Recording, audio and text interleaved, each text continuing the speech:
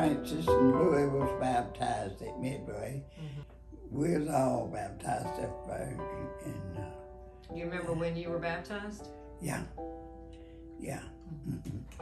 Mom and Daddy really loved Midway, didn't I think, they had started the Midway to get married. Well, ain't that right on that? And they met the preacher and they stopped and they married on the side of the road, I think. When my late wife Judy and I came here in 1997, from that point on, there were so many events and activities that took place here at Midway UMC that it's hard to pinpoint one. They all seem to mesh together with me. So many events and activities, and many of those memories of mine have taken place right here in this chapel with some of the people that you just mentioned that came before me. They were here for decades before Judy and I showed up. And I reflect back on all of not only the worship services that have taken place here, but the Good Friday services and the Easter services, Monday, Thursday, Thanksgiving, Christmas. There have been so many, and I have relished every one of them through all these years. My wish is for God to bless this place, if that can happen, for another 100 years. So today I say, happy 100th birthday, Midway UMC Chapel. My first Sunday was August 14th, 1994. So I was a lot younger, had more hair. After playing the first hymn, I had a congregation of older people and Howard Crane, who is John Crane's, as most people know, John Crane's father, who's long been deceased, yelled out from his pulpit, said, "That was too fast." It got the whole congregation laughing. And then, at that point, I became part of the Crane family. I became part of the Vickers family. I became part of the Joneses and the Thompsons, and Helen Cox took me in. Everybody was so kind to me from day one that I felt immediately at home at Midway. We started having the Christmas services in the chapel, and that was probably one of the most enlightening pieces of history in my life. You walk in this chapel, and I think this chapel has been rated one of the most beautiful in the country. But having a Christmas Eve service here it's moving. It's very moving for you. Playing solos with Michelle Austin, who is a fantastic singer, daughter of Greer and Judy Austin, and other soloists. It has just become where I belong.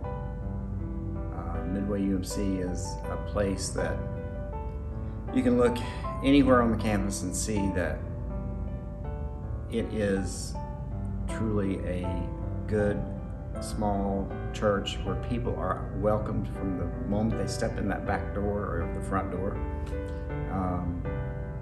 All the stained glass is so inspiring with the different symbols, what they mean, and I just think it's fitting that we wish the chapel happy birthday, 100 years.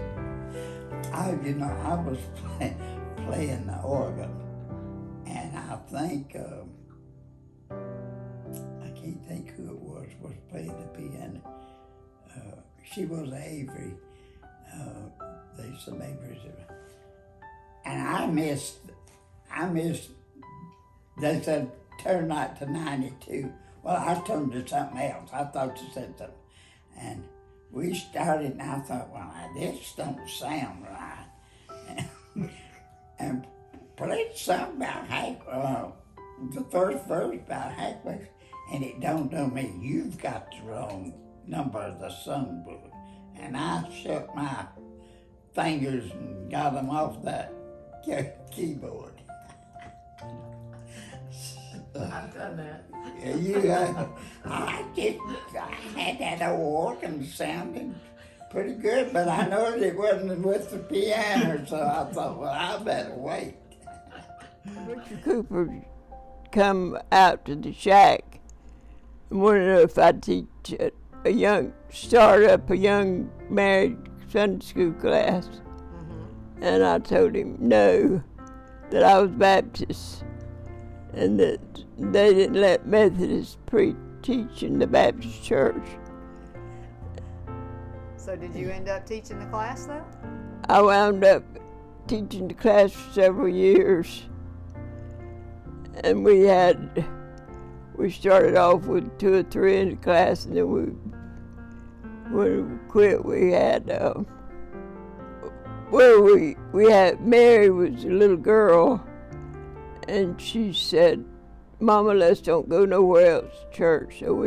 So I said, okay. So we stayed right there.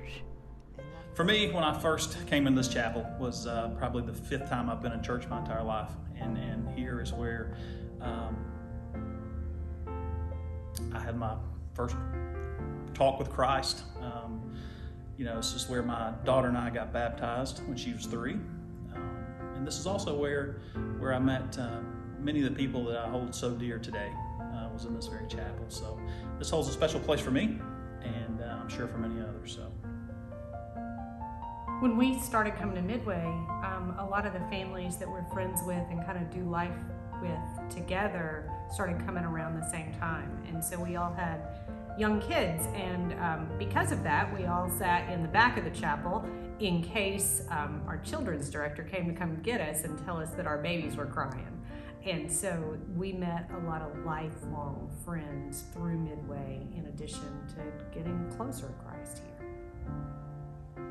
I think the thing that's most meaningful to me about the chapel are these beautiful stained glass windows, especially the Christ the Good Shepherd window over the choir loft, the Wills Memorial. Every time I come in this place, it's so peaceful and comforting to me just to look up there and see that window. It reminds me of the words to the hymn we sing, "Surely the presence of the Lord is in this place." I really believe that, because when I'm in here, I can feel it. I can remember we first started coming to the chapel, we would sit with one of our members that's gone on now, Estelle Venable, and I tried to bring Estelle in the back door one time, and she said, no, I come in this door back here because I want to see that Christ window when I walk in. So it has special meaning for me as well.